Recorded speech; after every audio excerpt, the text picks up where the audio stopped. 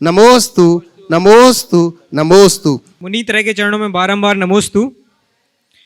प्रथम ऑनलाइन प्रश्न के रूप में मानसी जी जन बांसा से नमोस्तु पूर्वक प्रश्न पूछ रहे हैं महाराज श्री कि कहते हैं दूसरों के दोष ढूंढने का कोई फायदा नहीं, क्योंकि दूसरों पर पीएचडी करने से बेहतर है हम खुद ग्रेजुएट हो जाएं। फिर भी व्यक्ति अपनी कमियों को इग्नोर करने में पीछे नहीं हटता और दूसरों की कमियों को बढ़ा चढ़ाकर बताता है। हम इन बुराइयों से कैसे बचें? देखिए, दूसरों के दोष देखने का गुण मनुष्य के भीतर में बहुत सालों से अनादि से, और जब तक इस गुण को ख़त्म नहीं करेगा तब तक अच्छाइयों को ग्रहण करने का भाव नहीं होगा। 4 उपाय बताता हूँ दोष दर्शन की वृत्ति से बचने के लिए। पहला, एक आत्म सुझाव, दोषवादे च मौनम। दिन भर में जितनी बार आप दोहरा सको दोहराए। क्या करना है? दोषवादे च मौनम, मतलब जब दोष का कथन करने का प्रसंग आए तो मुझे मौन रहना है। मुझे दोषवादे च मौनम, दोषोद्भावन के समय में हमें कुछ बोलना नहीं है, किसी के बारे में कुछ नहीं करना। दूसरी बात, मुझे गुणग्राही बनना है। क्या बनना है? गुणग्राही। तो गुण ग्राहक बनने का भाव रखो, गुणों के ग्राहक बनो। तो मुझे गुण ग्रहण करना है, मुझे गुण ग्रहण करना है। हर पल अपने अंदर ऐसे संस्कार डालो, गुण ग्रहण का भाव रहे नित। फिर गुण ग्रहण करना है, गुण ग्रहण करना है, गुण ग्राहक बनो। और इसके बाद गुण गायक बनो। क्या बनो? दूसरों के गुण दिखे तो उसका गुणगान करना शुरू करो। समझ गए? गुण गायक बनो। गुण ग्राहक बनोगे, गुण गायक बनोगे तो तुम्हारी आदत बदलेगी।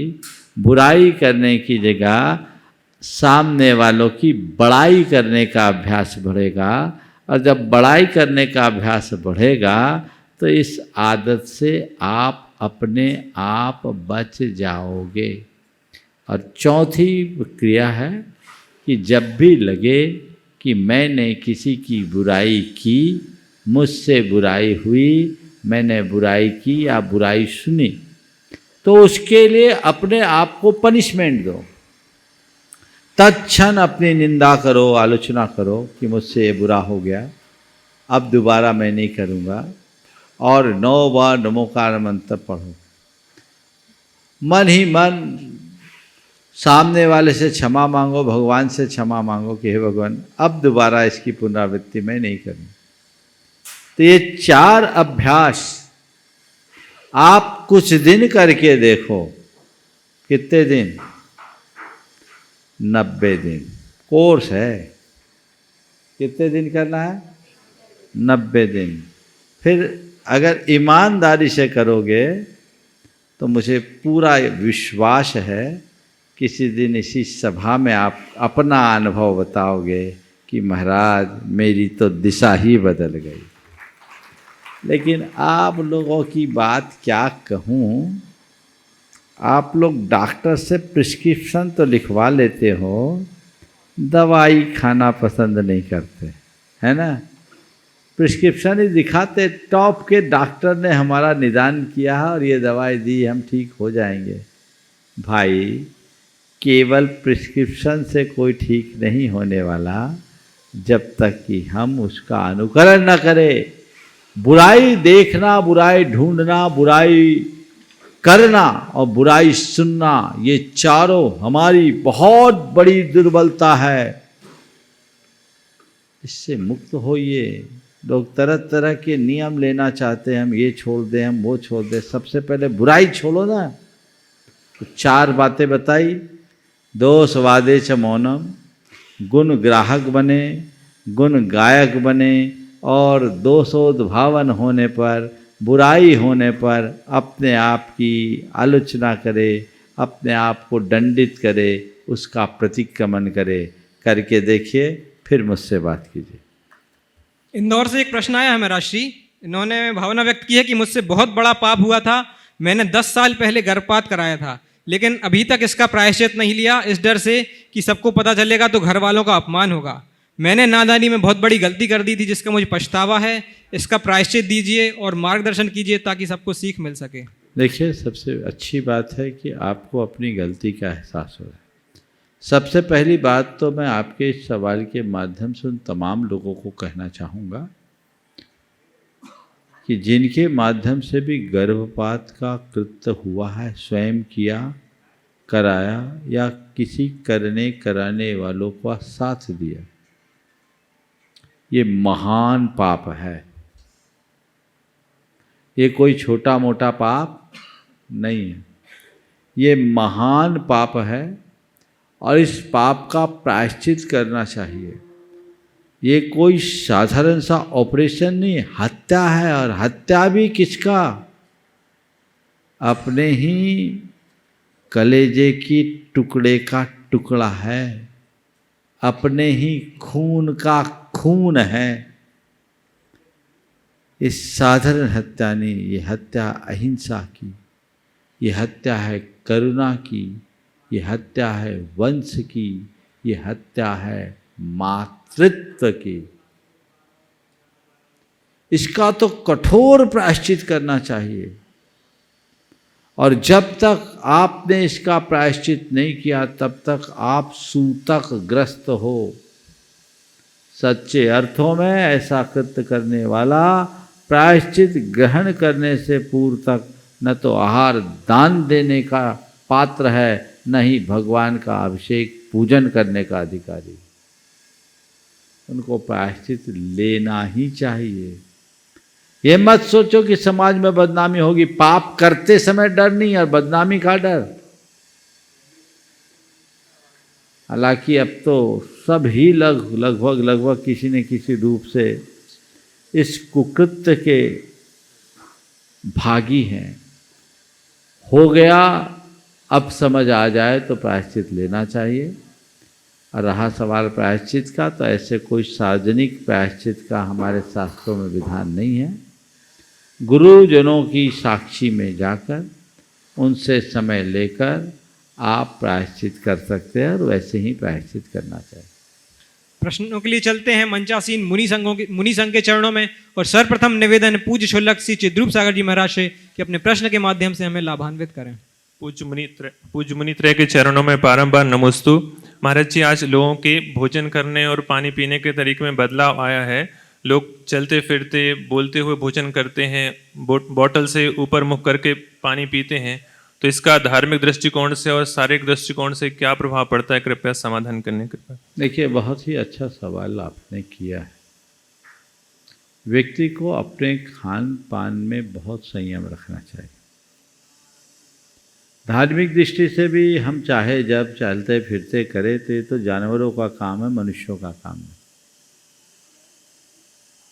हम अपने एक जगह एक चित्त बैठ करके ही भोजन करें, बैठ करके ही पानी पिए।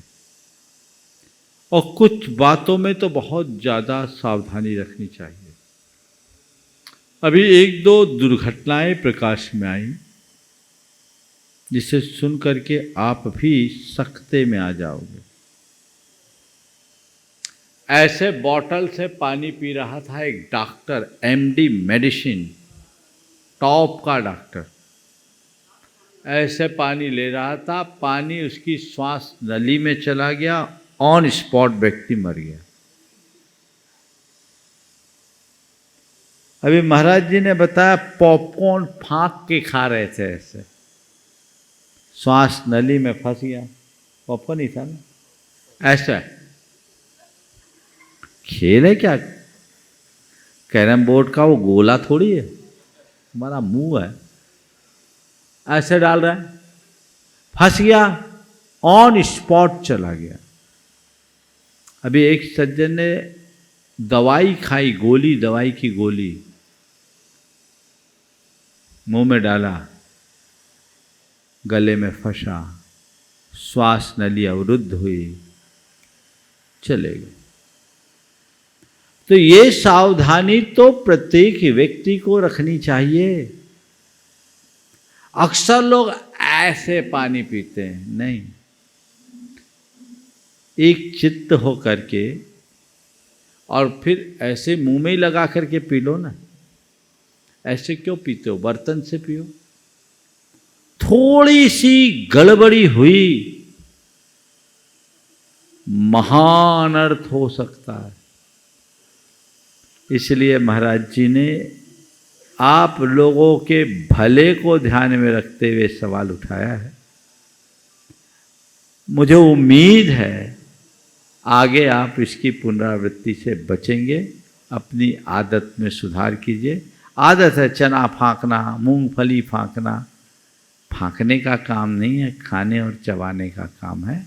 सलीके से कीजिए तो रास्ता। हाँ, बच्चों को लिटा करके ऐसे देते हैं, दूध वगैरह भी एकदम लिटा के, फ्लैट लिटा करके पिलाने से दुर्घटना हो सकती है। इसलिए इन बातों का ख्याल रखना चाहिए। नमोस्तु पूर्वक निवेदन है परम पूज्य मुनि श्री शीतल सागर जी के चरणों में कि अपने प्रश्न के माध्यम से हमें भी बोधि की प्राप्ति कराएं। ओम नमः। आचार्य महाराज ने एक हाइकू लिखा जिसका अर्थ समझाने की कृपा करें। पैर में कांटे गड़े, पैर में कांटे गड़े, आंखों में फूल। पैर में कांटे गड़े, आंखों में फूल, दृष्टि चली क्यों? दृष्टि चली क्यों? पैर में कांटे गड़े, आंखों में धूल फूल। पैर में आंखें कांटे गड़े, आंखों में फूल, दृष्टि चली क्यों? बहुत गहरा संदेश है गुरुदेव का। देखिए, पाँव में तो कांटे चुभते हैं और आंखों में फूल भी चुभते हैं। पैरों में, पैर में कांटे गड़े, आंखों में फूल, दृष्टि चली क्यों? इसका मतलब ये है कि व्यक्ति के आचरण में पैर हमारे आचरण का द्योतक है। जब आचरण में शिथिलता आती है, किसी भी प्रकार की आचरण में शिथिलता आती है, तो वो हमें कष्ट देता है और वो दुख देता है, कांटे गड़ते हैं। यानी आचरण में शिथिलता कब आती है? जब हमारे सामने कोई प्रतिकूलता आती है। लेकिन आंखों में फूल, आंख हमारी दृष्टि का द्योतक है। दृष्टि में विकार कब आते हैं? जब कठिनाई होती तब नहीं, जब विलासता के साधन होते हैं तब। विलासता के साधन होते हैं तब तो वो आंखों में भी चुभती है। भोगों की तरफ तुम्हारी दृष्टि गई, समझ लो वो चुभन दे दी, फूल भी चुभे। इसलिए कह रहे दृष्टि चली क्यों? अपनी दृष्टि को संयत रखो तो तुम जीवन में आगे बढ़ सकोगे। कदाचित भौतिक परिस्थितियों की विषमता होने से आचरण में शिथिलता आए तो उससे ज़्यादा परेशानी नहीं होती, पर सब प्रकार की अनुकूलताओं में भी यदि दृष्टि में विकार आता है तो सत्यानाश हो जाता है। हमें अपनी दृष्टि को निर्विकार बनाकर रखने का प्रयास करना चाहिए। यद्यपि ये बहुत गहरा संदेश है गुरुदेव का, इसे कई एंगल से बोला जा सकता है। अभी एक दृष्टि से मैंने बात की, करूँ तो पूरा प्रवचन भी हो सकता है। और गुरुदेव ने तो लिख दिया, उसमें क्या उनकी दृष्टि है, ये तो जितना खोजो उतना निकलेगा। नमोस्तु पूर्वक निवेदन है परम पूज्य मुनि श्री निर्वेक सागर जी के चरणों में कि अपने प्रश्न के माध्यम से हमें भी समाधान अमृत का पान करें।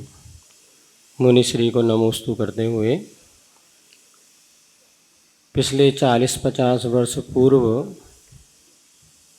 नगर में एक वैद्य और डॉक्टर होते थे और पूरा नगर स्वस्थ होता था। आज दिन प्रतिदिन डॉक्टरों की संख्या बढ़ती चली जा रही है और साथ साथ रोगों की भी संख्या बढ़ती चली जा रही है। विभिन्न प्रकार की चिकित्सा पद्धतियां आज समाज में प्रचलित हो रही हैं, जिनमें कुछ गौमूत्र चिकित्सा और गौमूत्र चिकित्सा भी प्रचलित हो रही हैं। बहुत सी औषधियाँ ऐसी बन रही हैं जिसमें गौमूत्र का प्रयोग किया जाता है। क्या व्रती श्रावक अथवा अव्रती श्रावकों के द्वारा गौमूत्र आदि का औषध के रूप में प्रयोग किया जा सकता है क्या?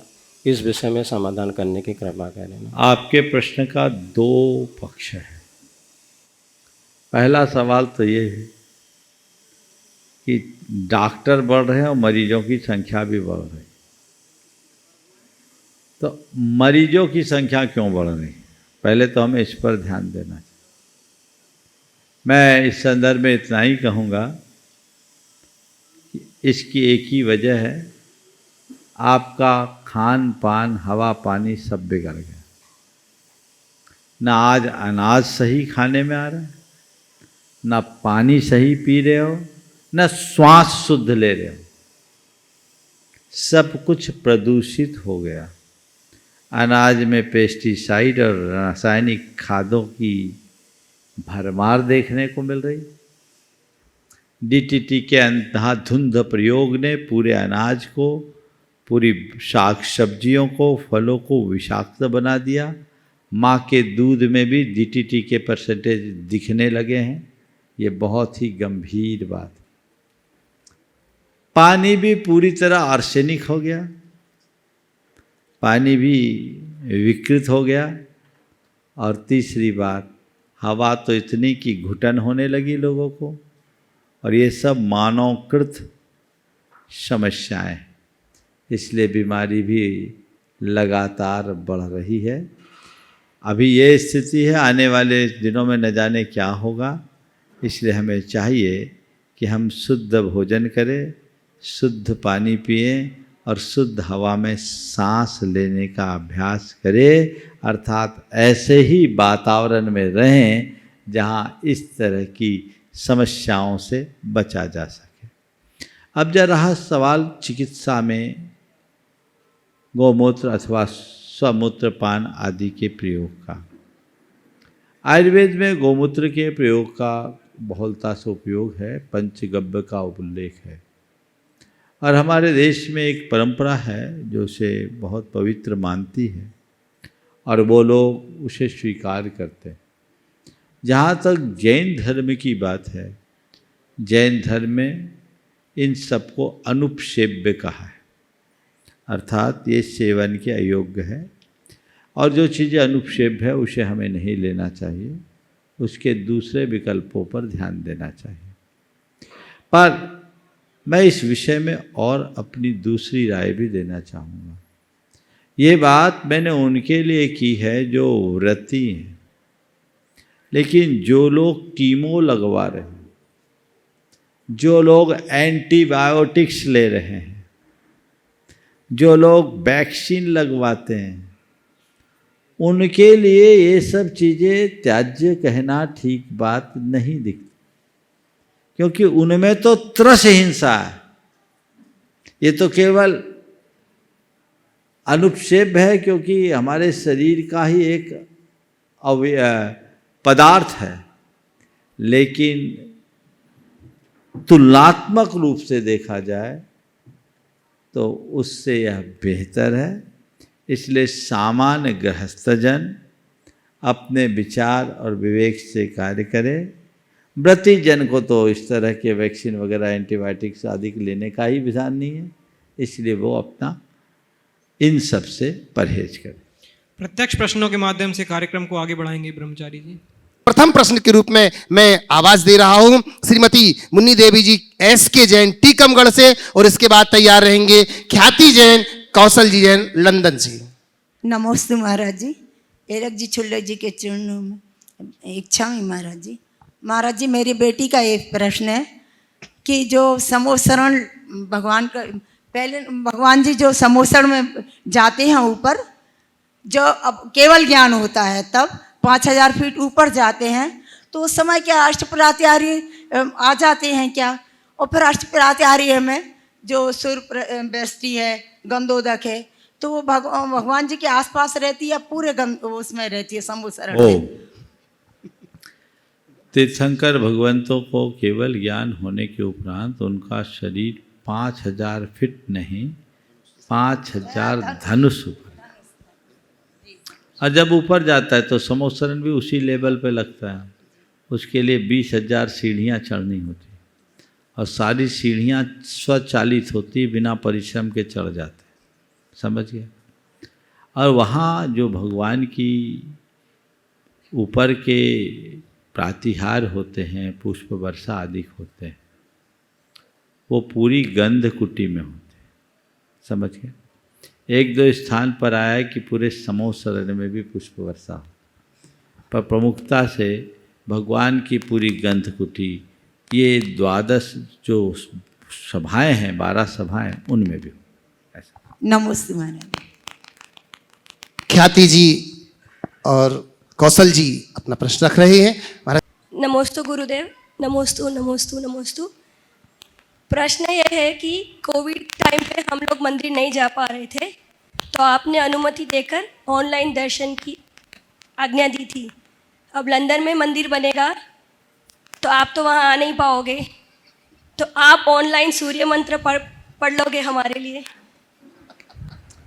मैं तो ये चाहूँगा कि ऑनलाइन सूर्य मंत्र पढ़ तो दिएंगे, हालांकि अभी तक ऐसी परिस्थिति आई नहीं, लेकिन उसमें प्रतिमा जी पर क्या प्रभाव पड़ेगा कह नहीं सकते। इसलिए बेहतर है कि लंदन वाले यहाँ आकर के प्रतिष्ठा करा के ले जाए। धन्यवाद। अब तो कोविड नहीं है ना, आराम से आए, 5 दिन का कार्यक्रम हो। और भव्यता से अभी पिछले वर्ष अमेरिका में प्रतिष्ठा होकर के मूर्ति गई, पूरे मंदिर की सारी जिनमें में प्रतिष्ठित हुए वाशिंगटन डीसी में, है ना, वहीं हुआ था। पूरे लेकर के गए, वहाँ भव्यता से उनने संपन्न कराया। ऑनलाइन करना अत्यंत विषम परिस्थितियों की बात होती है, इसलिए हमें प्रत्यक्ष करना चाहिए। गुरु तुम्हारे यहाँ नहीं जा सकते, पर आप लोग तो गुरु के पास आ सकते हो, इसलिए मैं सलाह दूंगा तुम्हारे माध्यम से सब लोगों को कि वहाँ प्रतिष्ठा मत कराओ, यहाँ से भगवान प्रतिष्ठित करके ले जाओ और वहाँ भव्यता से वेदी प्रतिष्ठा कर लो।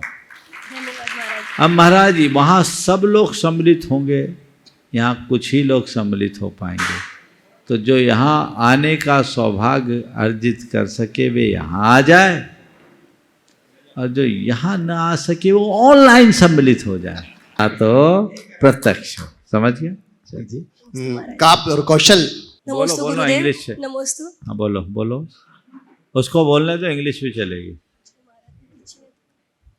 बेटा कोशिश करो बोलने की। ओम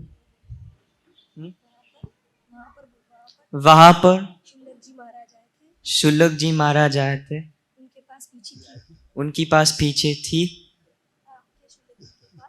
आपके शुल्लक जी के पास पीछे हाँ, नहीं होती। ठीक। देखो ऐसा है, बहुत अच्छी बात है, ये सब देख करके प्रश्न उठना स्वाभाविक है। दरअसल हमारे संघ में भी पहले क्षुल्लक जी लोग पिछी रखते थे, मैं भी क्षुल्लक रहा, महाराज जी भी क्षुल्लक रहे, तब हम लोग पिछी रखते थे। लेकिन गुरुदेव ने एक दिन कहा कि क्षुल्लक के पिछी रखने का कहीं विधान नहीं, क्योंकि क्षुल्लक उत्कृष्ट श्रावक है। किसी भी शास्त्र में क्षुल्लकों के पिछी रखने का विधान ही नहीं, ये चला आ रहा था। हमारे गुरुदेव सारा काम आगमानुसार ही करते हैं, करना चाहते हैं, उन्होंने एक दिन कहा कि ये चला आ रहा है, सो मैं भी चलाता रहा, लेकिन जब शास्त्र में विधान ही नहीं है, सर्वत्र लिखा है मृदु वस्त्र के द्वारा क्षुल्लक परिमार्जन करे, तो फिर पिछी क्यों दे? इसलिए गुरुदेव ने पिछले 4 साल हो गए नेमावर्ष चातुर्मास से जब क्षुल्लक दीक्षा दी तो पिछी की व्यवस्था ही हटा दी, और मैं सोचता हूँ अच्छा है, क्योंकि इससे इन क्षुल्लकों के मन में पिछी लेने का भाव बना रहे, है ना। नहीं तो क्षुल्लक अवस्था में ही पिछी आ जाए तो आगे नहीं बढ़ पाए। गुरुओं की दृष्टि करुणामयी होती। हालांकि ये लोग तैयार है, अब डिपेंड गुरुदेव पर करता है, लेकिन ये दृष्टिकोण। फिर इसके साथ पिछी भी ले लो, फिर जहाज में उड़ो, तो ये सब अच्छी बात नहीं है। हमारे संघ के सारे क्षुल्लक जी पैदल चलते, 1500 किलोमीटर की पद यात्रा करके आए। तो वो जो आजकल प्रक्रियाएं बन गई है वो उचित नहीं। ब्रह्मचारी की बात अलग है, क्षुल्लक की अलग है। इसलिए जो जिस भूमिका में है उसे अपनी भूमिकानुरूप चर्या का पालन करना चाहिए, समझ गए। इसलिए हमारे क्षुल्लक जी को देख लो और तुमको सही लग रहा है कि नहीं लग रहा है ये भी समझ लो, है ना। चलिए, सही लग रहा है कि नहीं लग रहा है, बोलो। लग रहा है, बजाओ जोर से। चलिए, जय बोलिए परम पूजनीय क्षुल्लक श्री आदर सागर जी, समादर सागर जी, चिद्रूप सागर जी, स्वरूप सागर जी और सुभग सागर जी महाराज की। सोचो 1500 किलोमीटर पैदल चल करके पूज गुरुदेव के चरणों में पहुंचे हैं, इसे कहते हैं चर्या। और अब मैं निवेदन कर रहा हूं राजेंद्र जी प्रमला जी, और इसके बाद तैयार रहेंगी। निवेदन करूंगा गया से गुणायतन ट्रस्टी माननी वीणा जी। मुनिश्री के चरणों में नमोस्तु नमोस्तु नमोस्तु। अलग जी के चरणों में इच्छामी इच्छामी इच्छामी। मुनिश्री, मन को बुरे भावों से कैसे बचाएं एवं मन को संस्कारित कैसे करें? मन को बुरे भावों से कैसे बचाएं और मन को संस्कारित कैसे करें? कुछ मत करो, एक ही काम करो, अच्छे काम में लगाए रखो। मन को अगर अच्छे काम में लगाए रखोगे तो बुरे भावों से भी बचोगे और अच्छा कार्य करने का संस्कार भी अर्जित करोगे, जिससे जीवन आगे बढ़े। नमस्ते। वीणा जी काला गया से गुणायतन ट्रस्टी। नमोस्तु नमोस्तु। और इसके बाद फिर निवेदन करूंगा मैं। पूछ लो, जल्दी से पूछो। हाँ, कहते हैं कि समय का बड़ा महत्व है। अच्छे समय में दुश्मन भी अपनी दुश्मनी को भूल जाता है और बुरा समय आने पर अपने भी मुंह मोड़ लेते हैं। क्या इस समय बुरे समय को हम पुण्य से घटा सकते हैं? बात बिल्कुल सही है। समय अच्छा होने पर दुश्मन भी दोस्त बन जाता है और बुरा समय आने पर अपने भी मुंह फेर लेते हैं। आपने पूछा है क्या बुरा समय को अच्छे समय में बदल सकता है? हम तो एक कहावत सुने कि एक दिन घूरे के भी दिन फिरते हैं। बोलो, ये कहावत सुनी कि नहीं सुनी? ये किस बात का द्योतक है कि सबके दिन बदलते हैं, इसलिए घबराओ मत। कितना भी बुरा समय आए, एक ही बात मन में रखो, अभी रात है, प्रभात होगा। श्रीमती वीणा जी काला गया से गुणायतन ट्रस्टी। परम श्रद्धेय दोनों गुरुवर के चरणों में मेरा कोटि से नमन। क्षुल्लक जी के चरणों में मेरा इच्छामी। गुरुवर, मेरी जिज्ञासा यह है कि संसार में प्रयोजन भूत तत्व क्या है और अप्रयोजन भूत तत्व क्या है? क्योंकि हमारे अनादिकाल के संस्कार इतने गहरे हैं कि हम लोगों की दृष्टि प्रयोजन भूत तत्व की तरफ नहीं जाती है। नमोस्तु गुरुवर। आपने पूछा संसार में प्रयोजन भूत तत्व क्या और अप्रयोजन भूत तत्व क्या है। अगर मैं एकदम बोलचाल की भाषा में कहूँ तो ये कहूँगा, जिसमें हमारा हित हो वो प्रयोजन भूत है और जिसमें हमारा अहित हो वो हमारे लिए अप्रयोजनीय। हमारा हित किस में है, हमें ये देखना है शास्त्रीय भाषा में कहूँ तो हमारे लिए भगवान की वाणी को ही अपने लिए प्रयोजनी समझना चाहिए। समझ गए? और बाकी चीज़ें भगवान ने जिनको हमारे लिए उपयोगी बताया उसे प्रयोजन बहुत माने, और जो अनुपयोगी है उसे प्रयोजनहीन मानकर जीवन को आगे बढ़े। नमोस्तु गुरुवर। आशीष जी शिखाजी जैन गोटेगांव से। मुझे महाराज के श्री चरणों में बारंबार नमोस्तु। एलक छुल्लक महाराज श्री के चरणों में बारंबार इच्छामि। महाराज श्री, आज के समय में देखा जा रहा है अधिकांश व्यक्तियों में धन की कमी होने पर उनके मन में दीनहीन भावना, अपने आप को गरीब महसूस करना या अन्य लोगों से निम्नतर आंकना, ऐसा देखा जाता है। और कुछ व्यक्ति जिनके पास अति धन है, जिनके पास बहुत पैसा है, तो वो व्यक्ति अपने आप को एक अभिमानी घमंडी, कुछ व्यक्ति महाराज श्री वो अपने आप को अभिमानी महसूस करता है, क्रूर और बहुत सारी विसंगति आ जाती महाराज श्री। तो ऐसी परिस्थिति में अपने आप को संयत कैसे रखें, कृपया शंका का समाधान। दाम बिना निर्धन दुखी, तृष्णावसन धनवान। ये कौन सी नई बात है? ये तो पैसे का प्रभाव है। क्या है?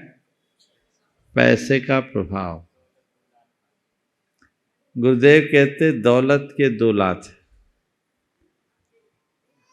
आती छाती पर, जाती पीठ पर।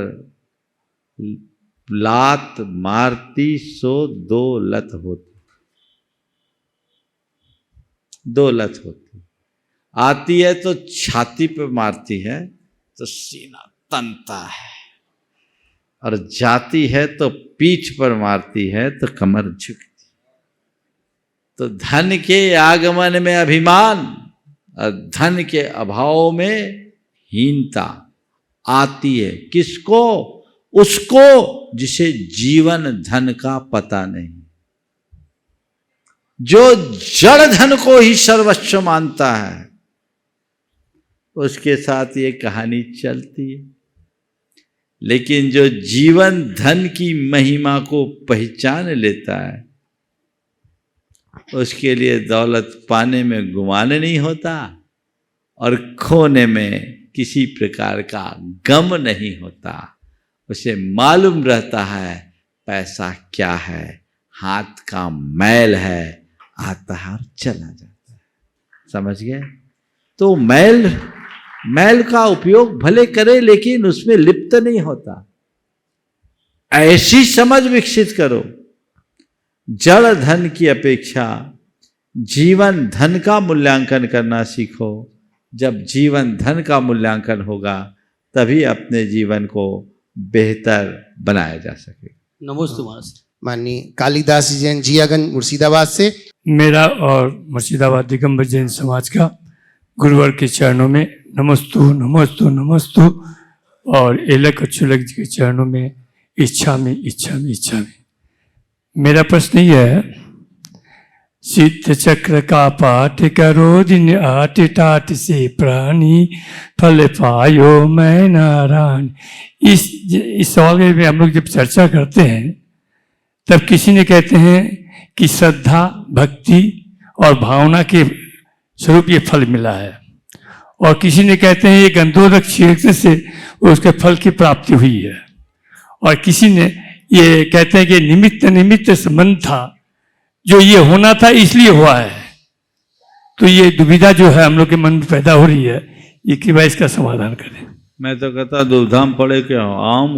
आम खाओ पेड़ क्यों गिने? हाँ, अरे भाई मैना सुंदरी ने सिद्ध चक्र विधान किया और उसके बाद श्रीपाल का कुष्ठ मिटा और कष्ट मिटा, इसमें तो कोई संशय नहीं ना। बोलो, अब श्रद्धा से हुआ, भावना से हुआ, पुण्य से हुआ, निमित्त नैमित्तिक संबंध से हुआ, चमत्कार से हुआ, किसी से हुआ, काम हुआ ना। तो ज्यादा सोचने का कोई काम नहीं, बस इस लाइन को दोहराओ और भगवान का नाम लेते चलते जाओ, जिससे जीवन धन्य हो सके। आदरणीय सुनीता दीदी जी। आज हम गुरुवर के चरणों में नमोस्तु नमोस्तु नमोस्तु सभी तिलक जी छुलक जी के चरणों में इच्छा में इच्छा में इच्छा में। आज हमारे संघ में आचार्य विभव सागर जी की शिष्याएं आई हैं। आज वो मेरे बदले में वो लोग क्वेश्चन करेंगी। नमोस्तु भगवान। भगवान हमसे कभी भी धर्म की अप्रभावना ना हो, इसके लिए क्या करें, आप उपदेश दीजिए। नमोस्तु भगवान। बड़ी प्रसन्नता का विषय है। मोक्ष मार्ग में आगे बढ़ने जा रहे हैं। अरे बहुत उत्तम सवाल है कि हमसे धर्म की अपभावना न हो, उसके लिए हम क्या करें। एक पंक्ति में एक सूत्र दूंगा, सदैव एक वाक्य को याद रखो, मैं साधक हूँ प्रभावक नहीं। क्या बोल रहा हूँ? मैं साधक हूँ प्रभावक नहीं। और ये मंत्र मैं अपनी ओर से नहीं दे रहा, ये हमने गुरु मुख से सुना। और गुरुदेव कहते थे, गुरुनाम गुरु ज्ञान सागर जी महाराज सदैव ये कहते थे, मैं साधक हूँ प्रभावक नहीं। साधक हूं तो मुझे साधक बने रहना, और यदि मैं अपनी साधना की मर्यादा में रहूंगा तो मुझसे अप्रभावना का तो सवाल ही नहीं उठता। और अप्रभावना न होना ही सबसे बड़ी प्रभावना है। समझ गए? इसे ध्यान रखें। भगवान मेरे मतलब बैराग अंतिम तत्व बना रहा है, इसलिए आपको। बहुत सुंदर है। बस जो मार गए उसको याद रखो, वैराग्य तो अपने आप बना रहे। आशीर्वाद। हाँ, माननीय देवेंद्र कुमार जी जैन, नरेंद्र कुमार जी, सुनीता जी। गुरुवर आपके चरणों में मेरा सत सत बंधन, मेरे परिवार की ओर से सत सत बंधन। हे गुरुवर, मेरी एक बच्ची ने, छोटी बच्ची है, उसने प्रश्न किया था मेरे से कि गुरुवर मेरे से कि पापा ये बताओ कि मैं गणधर बनना चाहती हूँ भगवान के समोषण में, तो मैं कैसे गणधर बनूँ, उसका मार्गदर्शन आपसे चाहता। देखो ये भावना है, पर मैं कहता हूँ गणधर होने की इच्छा से कोई गणधर नहीं बनेगा। उस बिटिया से बोलो, बेटी गुणधर बन जाओ, गणधर बनने का सवाल ही नहीं होगा। हमें गुणधर बनना है, गणधर नहीं। जो गुणधर बनेगा वही भविष्य में गणधर बन सकेगा। बाकी ये पर्याय बुद्धि मत रखो। अगर बनना ही है तो गणधर में क्यों अटको, भगवान ही बनो ना, सिद्ध परमात्मा बनो। और जो गुणधर बनते हैं वो भी बन ही जाते हैं। इसलिए अपनी बात को उसी हिसाब से देखना चाहिए। देवेंद्र कुमार जी, नरेंद्र कुमार जी, और इसके बाद निवेदन करूंगा सौम्य जी तिवारी कानपुर से। नमोस्तु भगवान। जीवन में विकास तो अनेक प्रकार से होता है, लेकिन मेरी आत्मा का सही विकास कैसा होगा, आप मार्ग बताइए। आत्मा के विकास का मार्ग आपने पूछा, तो आत्मा का विकास तो रत्नत्रय के निर्दोष पालन में ही होगा, और कोई दूसरा रास्ता नहीं है।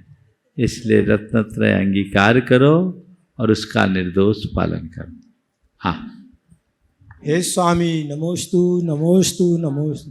हे मेरा इच्छामि इच्छामि इच्छामि। हे स्वामी, संसार की असारता जानते हुए भी व्यक्ति संसार मार्ग में जल्दी रुचि रखता है और मोक्ष मार्ग की अपेक्षा, कृपया समाधान कीजिए। संसार की असारता को जानते हुए भी संसार में रुचि रखता है, मोक्ष मार्ग में कम रखता है। आपने पूछा इसकी वजह क्या है? मोक्ष मार्ग की मतलब जाने की ओर जान नहीं चाहता, मतलब बोलता रहा हूँ। इसके लिए कहा ऐसा इसलिए करता है कि प्राणी बड़ा निर्भय हो गया, वो निडर है, वो भव भय विहीन है। समझ गए? वो सब कुछ जानने के बाद भी उनसे दूर नहीं होता। आचार्यों ने लिखा है, जानिज्य चिंतित जयी जम जरा शम भवम दुखम नहु विषयेषु विरज्जयी अहो सुबद्धो कवड ग्रंथि। जाना जाता है, चिंतन में आता है, जन्म जरा और मृत्यु से उत्पन्न दुख क्या है, लेकिन फिर भी विषयों से विरक्त नहीं हो पाता। क्या करे, माया की गांठ बहुत गहरी है। अपनी इस गांठ को ढीली करे। मन में जब तक भव भीरुता नहीं आती तब तक जीवन में कोई परिवर्तन नहीं होता। तो भव भीरु बनेंगे तभी हम सच्चे अर्थों में धर्म में अपनी मति स्थिर कर सकेंगे। सौम्य जी तिवारी कानपुर से। मैं माता श्री सोनी का पुत्र सौम्य तिवारी भगवान श्री प्रमाण सागर जी के चरणों में दंडवत प्रणाम करता हूँ। भगवान, मेरा यही प्रश्न है कि सनातन संस्कृत में बहुत सारी संस्कृतियाँ उत्पन्न हुई और विचारधाराएं हुई, लेकिन सबका सार एक ही है कि सत्य, अहिंसा एवं इनके मार्ग पे चल के ही मोक्ष को पाया जा सकता है। तो सत्य का वास्तविक स्वरूप क्या है, उसका मार्ग क्या है? सत्य का वास्तविक स्वरूप क्या है और उसका मार्ग क्या है? देखिए, सत्य तो सत्य है, वो कहा नहीं जा सकता, केवल अनुभव किया जा सकता। सत्य क्या है? जो शाश्वत है वो सत्य है और जो अशाश्वत है वो सब असत्य है।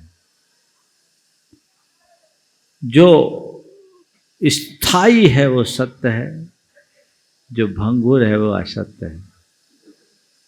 जो दिख रहा है वो असत्य है और जो देख रहा है वो सत्य है। समझ रहे बात को? क्या दिख रहा है? हमें जो भी दिख रहा है सब नाशवान है, विनाशिक है, इसलिए असत्य है। और जो देख रहा है वो हमारे भीतर का चेतनात्मा, वही सत्य है। जब किसी की मृत्यु होती है तो हमारे देश में एक वाक्य बोला जाता है। क्या बोलते हैं? राम नाम सत्य है। सत्य है। वो क्या है? मेरे भीतर का परमात्मा ही सत्य है, बाकी सब असत्य है। समझ गया? तो सत्य को जानो और सत्य को ध्याओ, सत्य को जियो और सत्य को पाओ। जानो, ध्याओ, जियो, पाओ। तो हम जाने तो ज्यादातर लोगों को तो सत्य का ही पता नहीं, पता होने के बाद भी वो सत्य का ध्यान नहीं करते। हर पल सोचो मैं कौन हूं, मेरे भीतर का तत्व क्या है, और उसी के अनुरूप जियो। सत्याचरण करो, अपने मन, वाणी और व्यवहार में वैसी पवित्रता लाओ, तब सत्य को पा सको। समझिए? कीजिएगा। मृणाल जी। नमोस्तु गुरुदेव। अभी कुछ दिनों में गुरुदेव ये सुनने में आया कि आपका पूरा परिवार धर्म कर रहा है, बहुत बहुत अनुमोदना। तो इसी से गुरुदेव मेरा प्रश्न है, व्यक्तिगत धर्म करने में और सामूहिक परिवार के साथ धर्म करने में क्या कुछ अंतर है? देखिए, व्यक्तिगत धर्म करते हैं तो हमारी व्यक्तिगत भावना होती है, अच्छा है। जब पूरा परिवार एक साथ मिलकर के धर्म में लग जाता है तो हमारी सामुदायिकता होती है, एक वातावरण बनता है, औरों को भी प्रेरणा मिलती है। निश्चित अगर तुमसे किसी ने ऐसा कहा है तो बिल्कुल सही कहा। अगर तुम अकेले आते तो कोई नहीं कहता। तुम्हें देखा कि तुम्हारे दादा भी हैं, तुम्हारे माँ भी हैं, तुम यहाँ आए हो और कर रहे हो, तो निश्चित वो प्रभावित हुआ होगा ना। तो एक वाक्य में ये कह सकता हूँ, व्यक्तिगत धर्म का असर केवल व्यक्ति पर पड़ता है, पर सामूहिक रूप से कोई धर्म करता है तो उसका असर सर्वव्यापी बन जाता है। लोगों को प्रेरणा मिलती है, लोग प्रभावित होते हैं, परिवर्तित होते हैं। इसलिए हमें दोनों चीजों को ध्यान रखना चाहिए। सूरज जी सतलगा से। नमोस्तु महाराज जी। मैं महाराष्ट्र सदलगा से हूँ। बेसिकली मेरा सवाल बेसिक है बिल्कुल। मैं आचार्य श्री विद्यासागर महाराज जी के गांव से हूँ, गांव के पास से हूँ। फिर भी मेरे अंदर धर्म के प्रति वो लगाव नहीं है, मतलब जिसे ज्यादा नहीं है लगाव। उसके लिए मैं कहाँ से शुरुआत कर सकता हूँ? दूसरा सवाल उसी के साथ जुड़ा हुआ है मेरा धर्म के प्रति लगाव ना होना ये मेरे कर्म या पाप हो सकते हैं क्या? हाँ, बहुत अच्छी बात है। आचार्य महाराज की जन्मभूमि के पास हो, ये तुम्हारा सौभाग्य है। लेकिन उस दिन तुम्हारा भाग और चमक जाएगा जब आचार्य श्री के पास होगे। और आचार्य महाराज अपने जन्मभूमि में रहते तो आचार्य नहीं बन पा, आचार्य महाराज जो आज हैं वो नहीं हो पाते। वो जन्मभूमि से बाहर आए तभी ऐसा हुआ। ये मैंने इसीलिए सवाल पूछा। मैं इसलिए तो बोल रहा हूँ, सुनो, इसलिए मैं तुमसे कह रहा हूँ, मन में एक भाव जगाओ, उनको अपने जीवन का आदर्श बनाओ, रास्ता अपने आप खुलता जाएगा। समझ गया? रास्ता अपने आप खुलता जाएगा। बाकी इस बात से गौरवान्वित होने से बहुत ज़्यादा मज़ा नहीं है कि मैं ऐसी जगह में हूँ जहाँ आचार्य श्री विद्यासागर जी का जन्म हुआ है। इसमें उनका गौरव है, तुम्हारा नहीं। लेकिन जिस दिन तुम उनके पथ के अनुगामी हो जाओगे, तुम्हारा गौरव बढ़ेगा, और वही जीवन का असर। आपने पूछा है कि ये सब कुछ जानने के बाद भी धर्म का भाव न होना मेरे पाप का उदय हो सकता है क्या? पाप का उदय भी हो सकता है और प्रमाद का लक्षण भी हो सकता है। आपको देखना है कि मेरा प्रमाद तो नहीं है, पाप पर मेरा जोर नहीं, प्रमाद पर मेरा वश है। अपने प्रमाद को दूर भगाओ, जीवन को आगे बढ़ाओ। हो कल्याण जी, सुनील जी कल्याण। नमोस्तु नमोस्तु नमोस्तु महाराज जी। हम महाराष्ट्र से लगभग 200-250 लोग यहाँ पर पधारे हैं।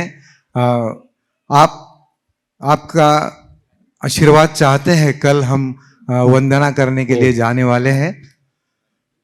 और मेरा प्रश्न ये है महाराज जी कि मन में जो विचार आते हैं, जो प्रश्न उठते हैं, वो कहाँ से आते हैं और मन का और हृदय का क्या संबंध है? मन में उत्पन्न होने वाले विचार हमारे संस्कारों के कारण प्रकट होते हैं। संस्कार हमारी चेतना में जमे हैं, उनकी अभिव्यक्ति का माध्यम मन है। समझ गए? समय आप सबका हो गया, यहीं पर विराम। बोलिए परम पूज्य आचार्य गुरुवर श्री विद्यासागर जी।